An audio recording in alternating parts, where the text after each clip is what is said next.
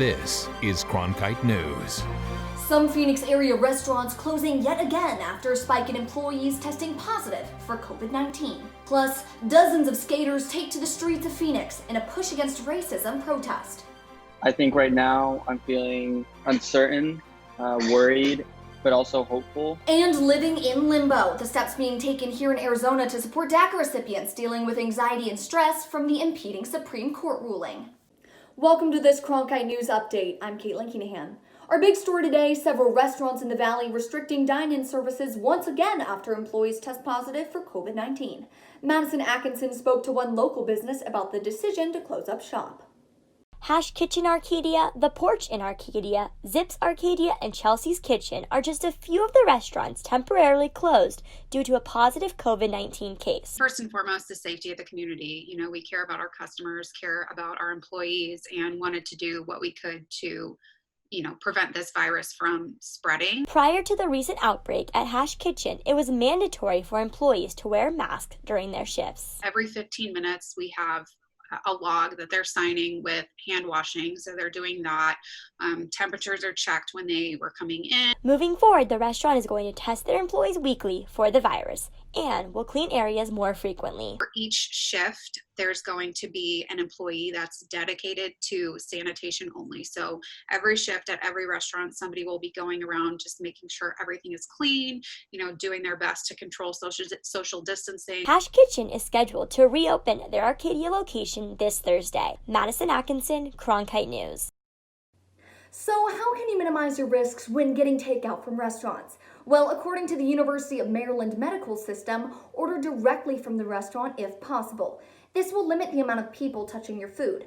If you do order delivery, choose contactless delivery if you can. The delivery person will leave your food directly outside of your door. Then wash your hands for at least 20 seconds with soap or water or sanitize them before handling your food. Transfer your food from its original container to a plate. Throw away the original container and bags immediately.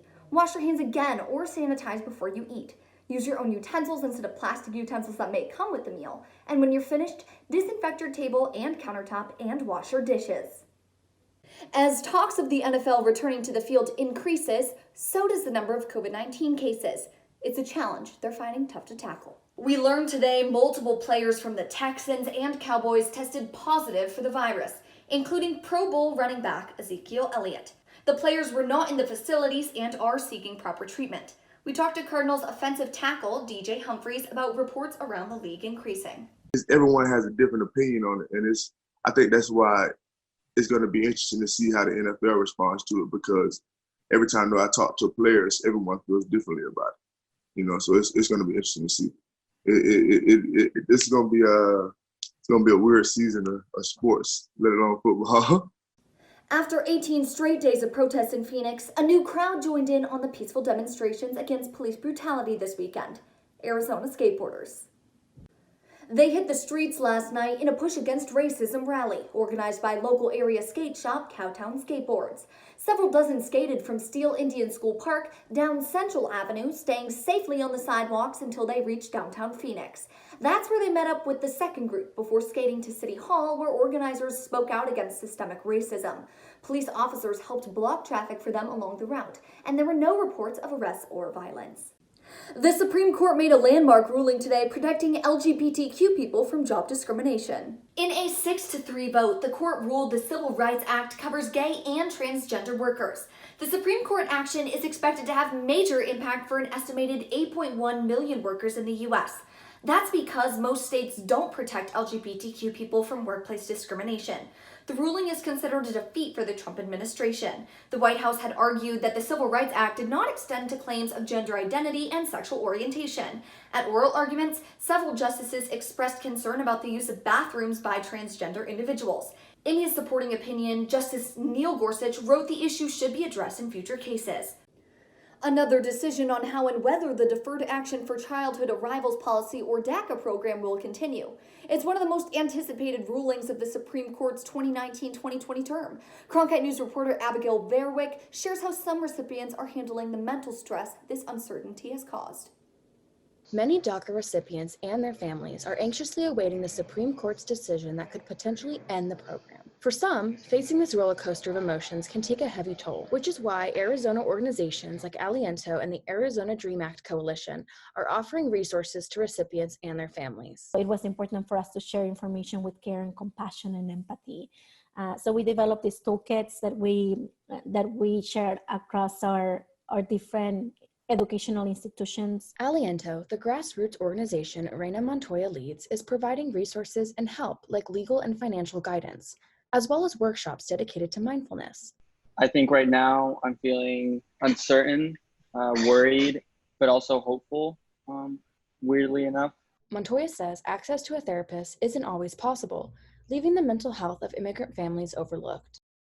I think that it's so important to provide this context because that really inspired me, and it really felt like a big responsibility to understand all the emotions that not only DACA recipients but mixed status families are going through, and this uncertainty, this constant levels of anxiety and stress. Attorney Daniel Rodriguez says he advises DACA clients to renew their permits despite the uncertainty ahead. If the program is struck down by the Supreme Court, renewing still gives a time extension, with recipients not immediately being deported. He says this does help in alleviating some anxiety. Depending on how the order goes down, it may still be valuable to pay for this renewal now if it means you get an additional year of protection. Immigration advocacy organizations pushing for a more permanent solution gives DACA students hope for a better future. In Phoenix, Abigail Verwick, Cronkite News. Right now, firefighters battling a large wildfire in the foothills and mountains of North Tucson say they're more confident that they can protect homes. But they do say that high winds will continue to push the blaze into higher elevations where they can't safely put crews. Efforts to protect homes in an area known as East Golder Ranch are ongoing, but a spokesperson for the team fighting the growing blaze said they believe they're in less danger now. The fire is one of several burning across the state amid hot, dry, and windy conditions.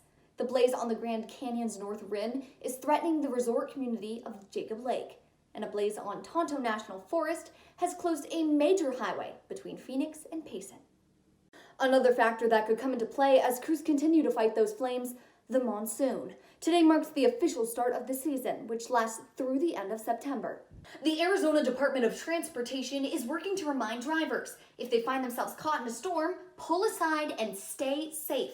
They say if you get caught on the freeway during a dust storm, completely exit the highway and turn off your lights.